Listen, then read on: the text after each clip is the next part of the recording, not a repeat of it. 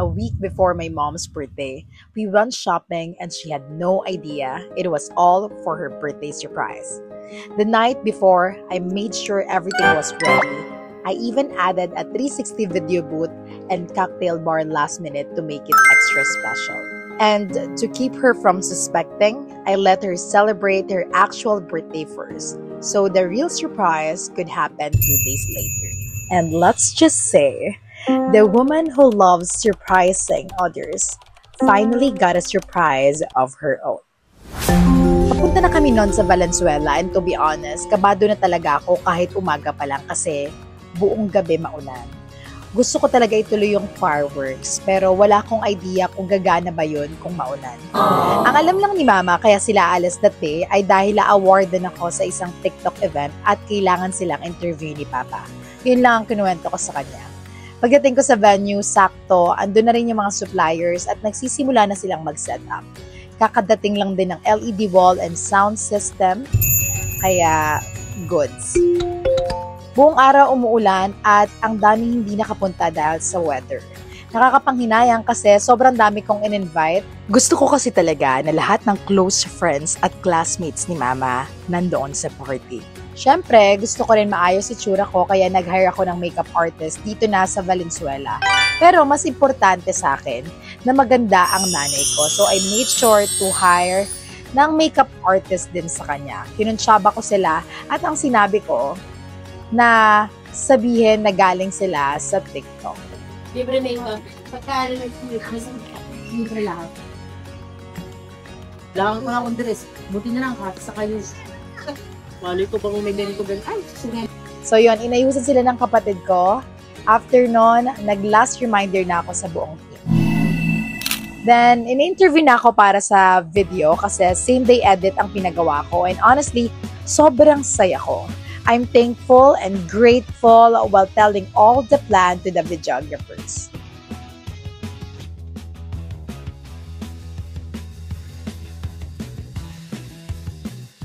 And finally, everything was set. All we had to do now was wait for Mama to arrive.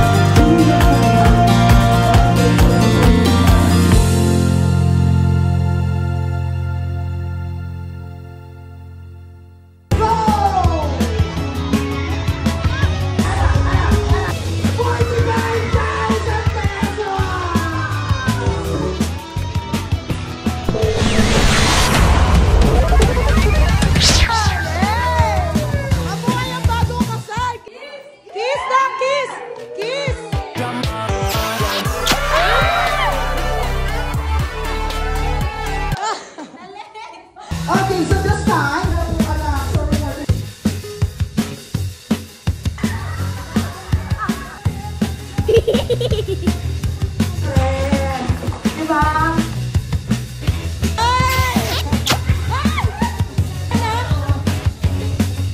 Ano dito? Ganda mo ngayon, hindi. Kapatid ko yan. Napakabait. Kahit maingay. Yun lang.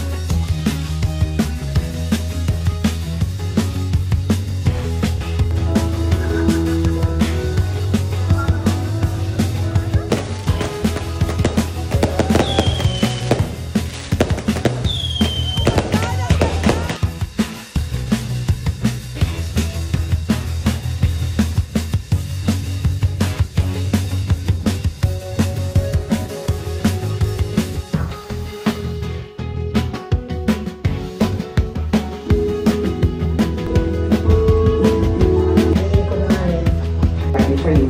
Ayun, kaya kinunta kami.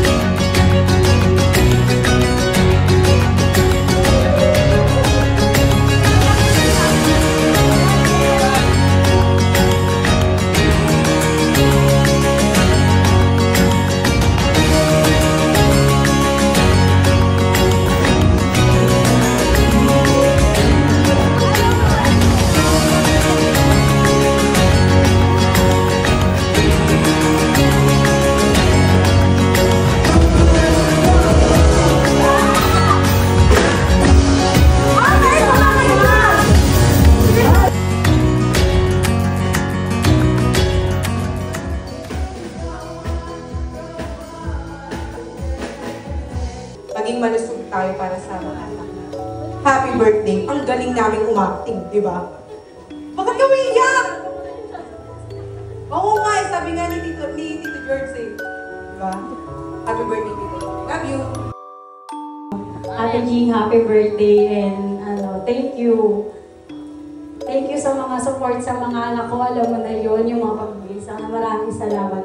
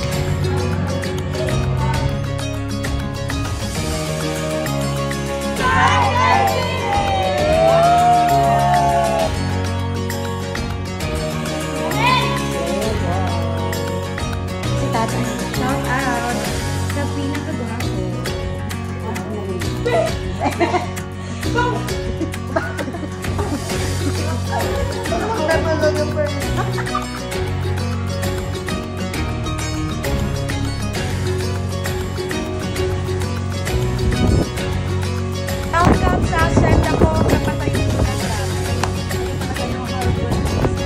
Charot! So today guys, is birthday ng mama ko right now. Medyo maliwanag siya kasi bago-bago takbo ng panahon, pero sana maging maganda yung araw na. And tara, picture natin. Smile! Tatay, baso. Ayan ang tubig ko.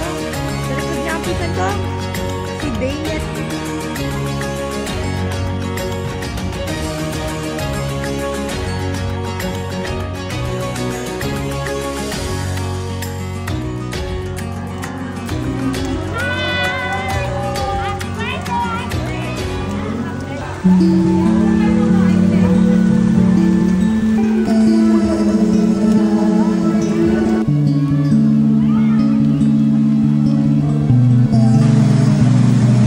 Gagawin ko, naka-blindfold din naman. Naka-blindfold ka rin. Wala ko naka